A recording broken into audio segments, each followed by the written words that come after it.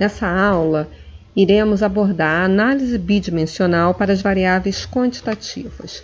A análise bidimensional é o termo utilizado para expressar o estudo de um fenômeno a partir da observação conjunta de duas variáveis, diferentemente do que fizemos nas aulas anteriores, onde o nosso foco era a análise da distribuição de uma única variável por vez.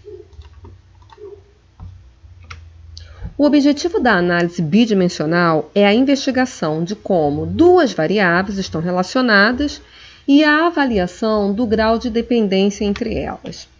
Busca-se explicar como uma variável se comporta em função do desempenho de outra, de modo que possamos prever melhor o resultado de uma delas mediante o conhecimento da outra. Para avaliar a associação entre duas variáveis quantitativas, iremos trabalhar com dois procedimentos. O primeiro refere-se a um recurso gráfico e o outro diz respeito à obtenção de medidas que mensuram o grau de associação entre as variáveis. O nosso gráfico para as variáveis quantitativas, no estudo da relação entre elas, é o diagrama de dispersão. O diagrama de dispersão é realizado a partir do plano cartesiano.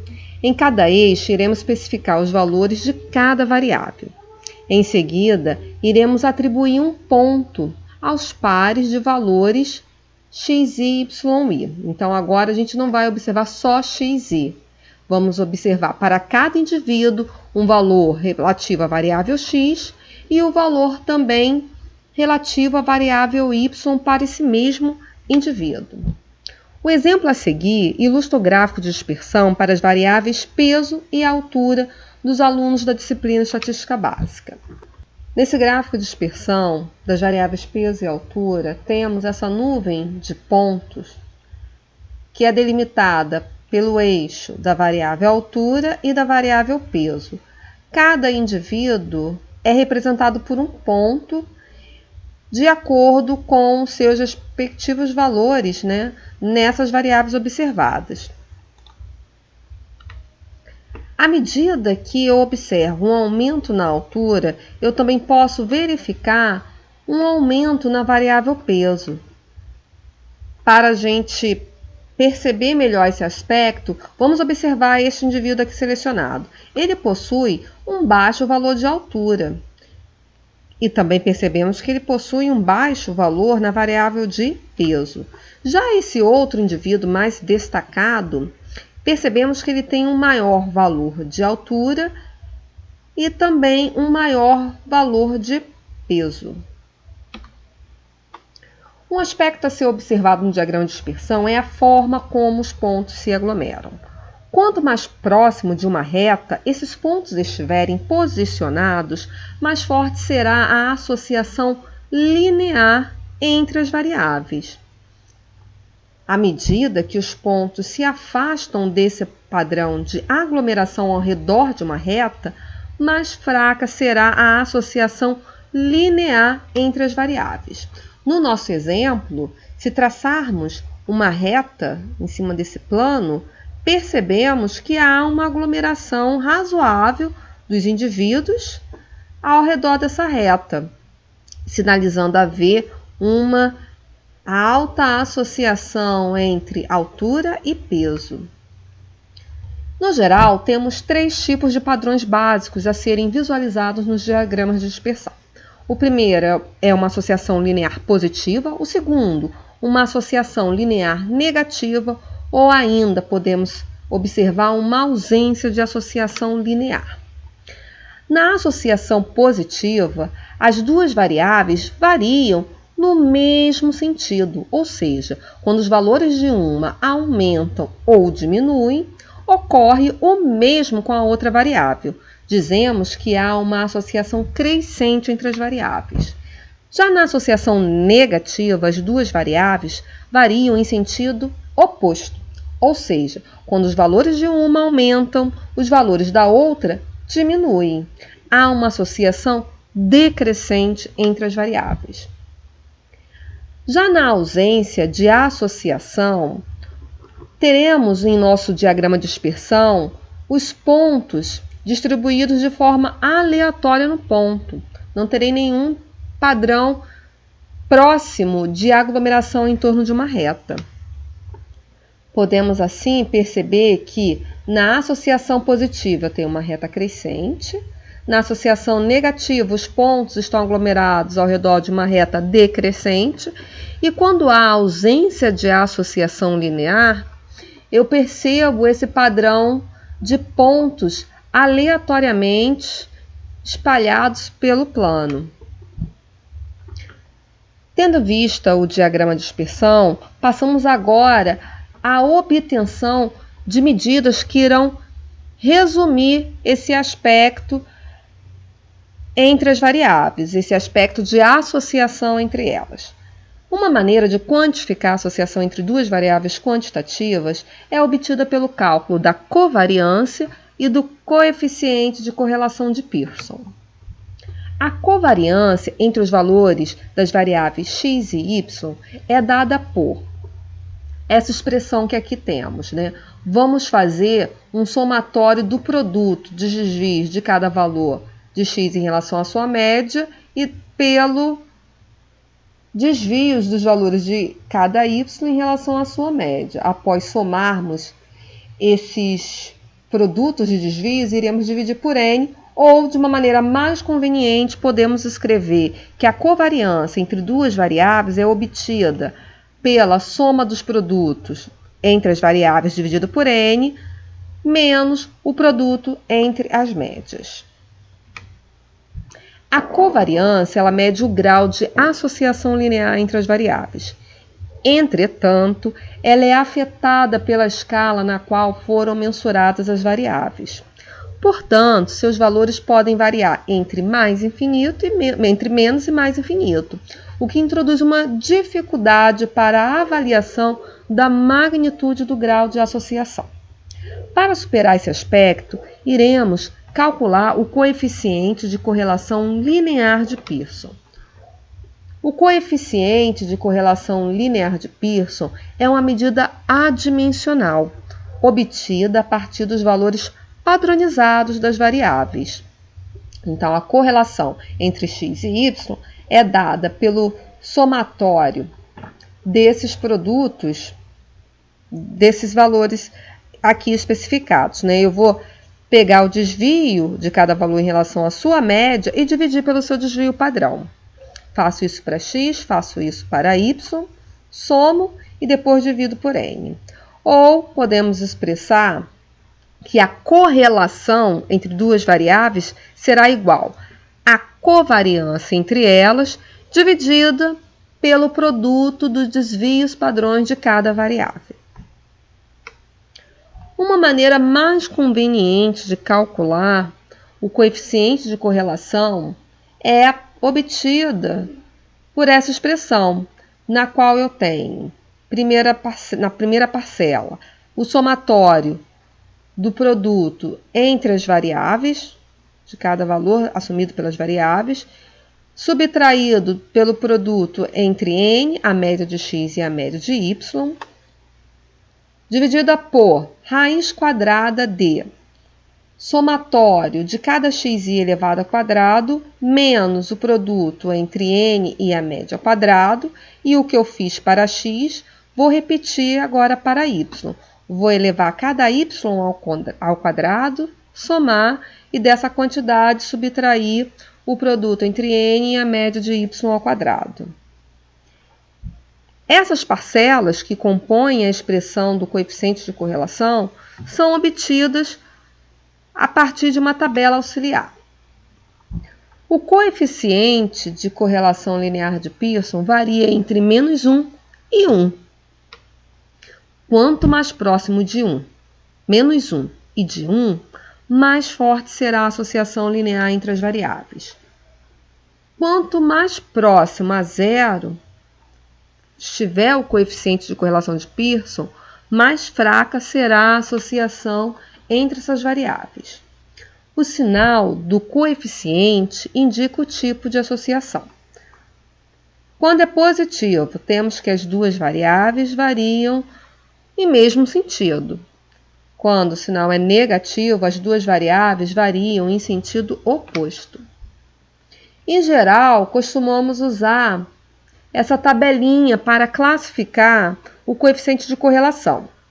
Observem que quando essa correlação é igual a zero, teremos uma ausência de correlação linear. Quando essa correlação for igual ao módulo de 1 ou menos 1, a correlação ela é perfeita. Esses dois extremos raramente ocorrem. O mais comum é termos um valor entre esses intervalos aqui expressos. Quando a correlação for de 0,01 a 0,29, podemos concluir que há uma fraca correlação entre as variáveis.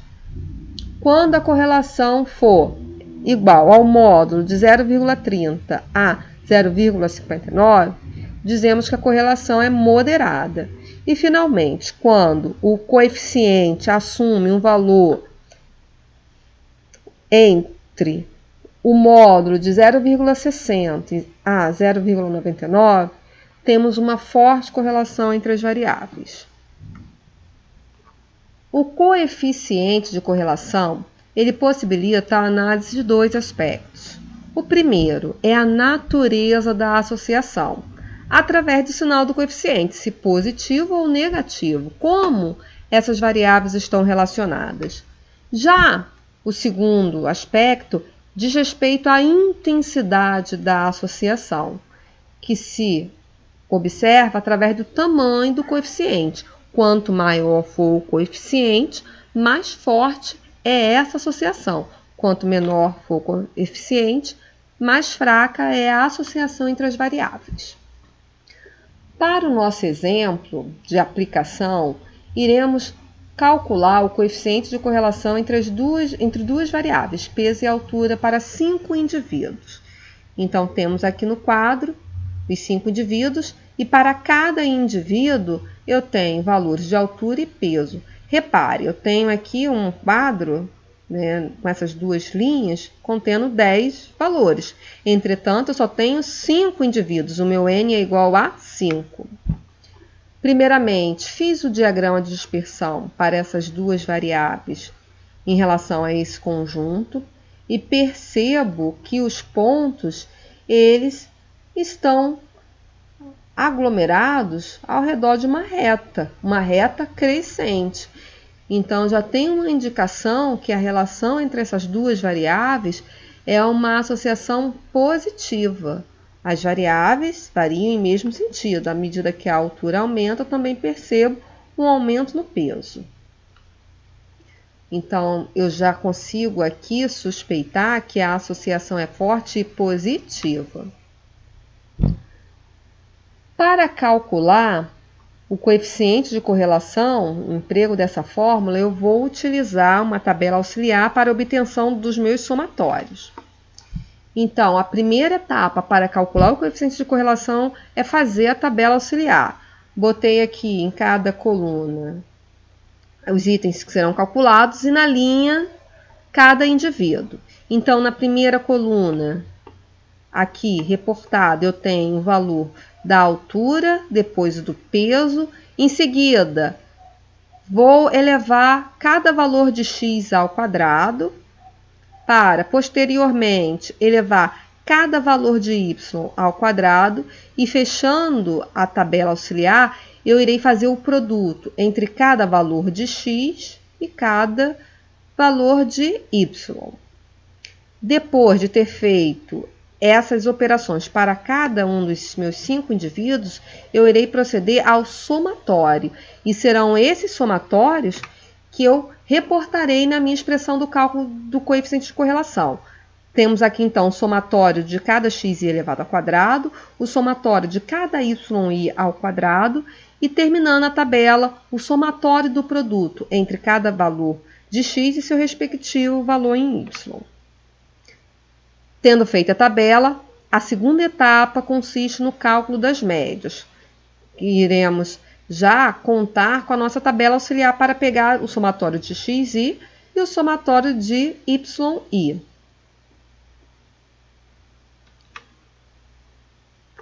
Na terceira etapa, temos o cálculo do coeficiente.